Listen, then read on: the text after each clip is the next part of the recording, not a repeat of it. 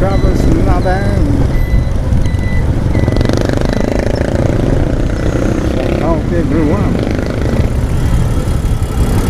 DX Lacson Avenue.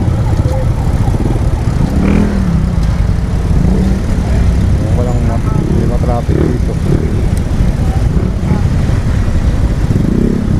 Mabagal na sa Quezon eh.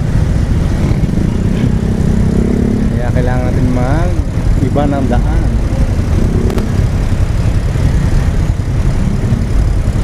Kasi pwede doon ka lang nagdadaan. Alaman din natin yung ibang daanan para malaman natin yung mga talusan, mga traffic sa Espanya.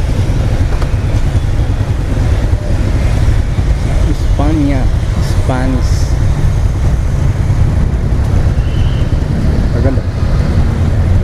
Mag-uwi mo sa Philippines. Untak na. Untak na mga ka-opa.